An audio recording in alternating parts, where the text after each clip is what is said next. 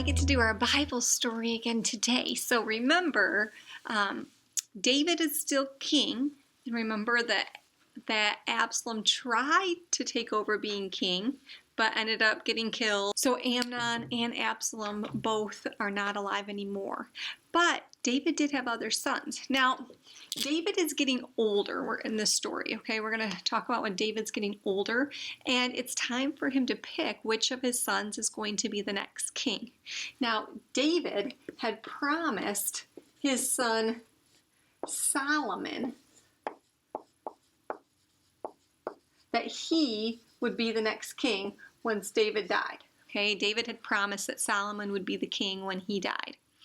Now, David is getting older. In fact, he's only about 70, which doesn't seem real old today, but back then they didn't live that long. So he had done a lot of stuff in his life, and he was getting to the point where he didn't leave his bed very much anymore. He kind of just stayed in his room, stayed in his bed, and he didn't do a lot.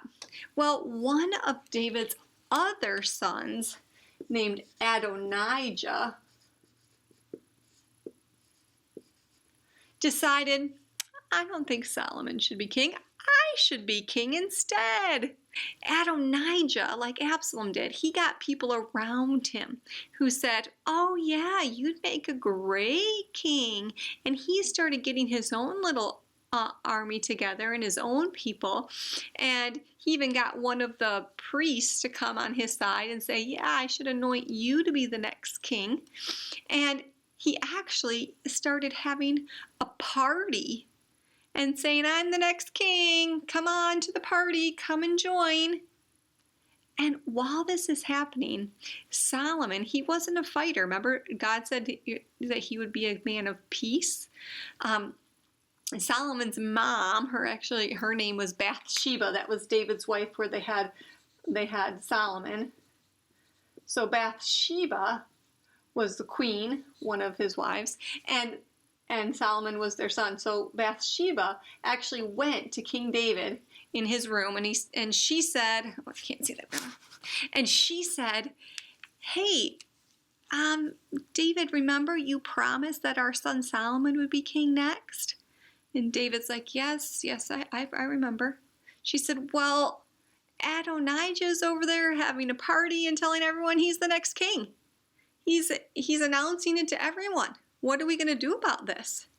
And so David said, well, let's have another priest, Zadok, the high priest, come in. And the high priest anointed Solomon. They actually took David's robe and David's horse, and they had him out, and they had him going and saying, and they went down the road shouting, Solomon is the next king. David has made his choice. Solomon is the next king. And the people at the party with Adonijah, when they're having the party, they're like, what's all that shouting we hear? What's going on?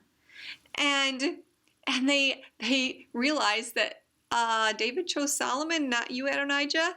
You are going to be in big trouble. So they all leave. They all split, right? They're like, we do not want to be by Adonijah because he is going to be in trouble, and Solomon could have us killed because he could think we're against him, and we do not want that. So they all take off, right? And Adonijah actually runs to the tabernacle, and on the altar, there's those horns on the altar.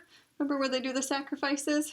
And actually, he grabbed onto one of the horns of the altar. And if you grab onto one of the horns of the altar, it's kind of like when you're playing tag and you have a safe, right? And you're like, oh, I'm safe, I'm touching this, or I'm in this spot, I'm safe, you can't get me. It's kind of like that. That's kind of how God set up the altar. So if you're grabbing on the horn of the altar, you're safe and nobody is supposed to harm you. So Adonijah ran over and he grabbed onto the horn of the altar, and then people told Solomon, Adonijah's there, are you going to kill him for trying to be king when you're really going to be the next king? And Solomon says, there's been enough killing in my family, and he was not a person that was violent. So he says to Adonijah, I'll tell you what, I will not punish you for trying to take over the throne, but if you cause any more trouble, you're out. All right, so he gave him a second chance, and just to let you know, Adonai does try to cause trouble later and has to be kicked out of Israel and stuff. But Solomon was given him another chance. So Solomon becomes the next king. And we know one of the parts of the Bible that Solomon wrote, the Proverbs, and we know one of those really well, Proverbs 3, 5, and 6. Remember this? You want to sing it with me? Ready? Trust in the Lord with all your heart. Lean not on your own understanding. In all your ways acknowledge him, and he will make your paths straight. Proverbs 3, 5, and 6. Solomon believed that. He wrote that down in the Bible, and we know that that's true too. And he believed that God would help him to be king, and God did. So I have my crown, our crown here that we had written. God, of course, is the king over all of Israel, right? But then Saul and David, and then now we'll add Solomon's name there. And you are going to make your own crown. So we have Solomon added on there, and you're going to make your own crown. So in your packet, you should have, it's folded up, one of these. This is for you to measure around your head for your crown, okay? So measure it around. Have somebody in your family either tape it or staple it together so it fits your head.